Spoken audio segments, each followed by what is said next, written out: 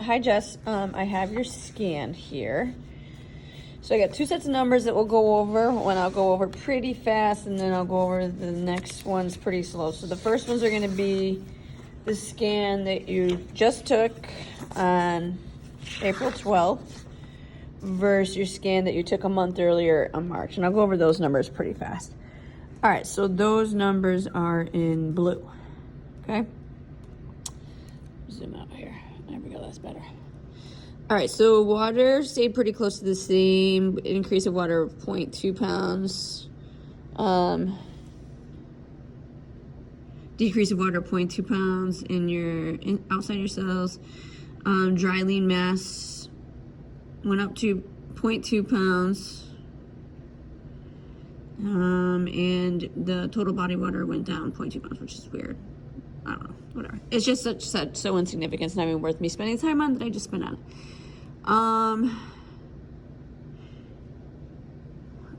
Blue is verse 3.7, yes. And then you gain 0.2 pounds of dry lean mass, which is good. And I mean, it's not a significant gain, but not losing muscle is great, and any gain will take. And you lost 1.8 pounds of body fat. Okay, so lean body mass stayed the same.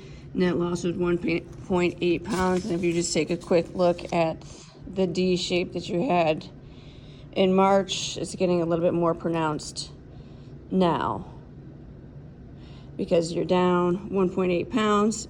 Your skeletal muscle mass stayed the same, and body fat went down. The 1.8 pounds that you lost was all in the form of body fat, which is great. Percent body fat decreased by 0.7%, and then interestingly enough, you had subtle decreases in your ability to support your body weight, which doesn't make sense according to all the numbers up here. So, and it's so subtle that I'm not even going to pay. Like, we're talking like 0.5%, 0.2%, 0.3%, 0.6%, and 0.4%. Like point percentages of anything are really insignificant. And then the scan was recommending 22.3 pounds of fat loss, and that is now down to 20.3, and that is less 2 pounds. Where did you lose the body fat? 0.2 pounds off of each arm. You lost 1.1 pound off your core, which is great. 0.2 pounds off of each leg, and your visceral fat level stayed the same. Okay, so now I'm going to spend a little bit more time going over this final scan compared to your first scan in January. Open that guy up. So just a quick note, and you'll see this right off the bat, is the I shape versus the D shape here. Okay, if you notice, that is an I shape, and I had explained what CID means, and you turned it into a subtle D shape. Okay, so that's a good thing. All right, so the numbers we have here are in black. So you had a little bit of a water fluctuation there. It's plus 5.5. 0.9 pounds, insignificant. You only lost 0.7 pounds of dry lean mass. And I know we were like battling with muscle gain and loss throughout the entire program. So that's good. And the fact that, you only lost 0.7, and the fact that in the last month you gained 0.2. So yeah, you're going in the right direction there. And then you lost 6.1 pounds of body fat in the 12 weeks, which is half a pound a week of body fat loss on average, which is great. If you continue that trend of half a pound a week, and it goes by fast, right? If you don't even think about this last 12 weeks, but that's 3 months, if you continue that trend, half a pound a week of fat loss and maintaining your muscle, before you know it, this number will be reading 0.0 on top here. Okay, and that does happen to people that stay disciplined and consistent like you have been. Okay, all right, so continuing on, lost 6.1 pounds of body fat.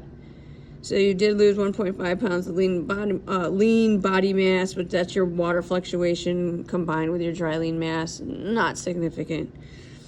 And your net loss was 7.6 pounds. So again, you lost 7.6 pounds. 1.5 of it skeletal muscle mass. Don't love that, but if you take a look here, you know, you are at like the 128th percentile for your gender and age, so you do have like a lot of muscle, but of course we don't want to see you lose any muscle. So, you know, and I know that was something we were battling a lot through the 12 weeks, but it's all a process of getting to know what your body needs and whatever else.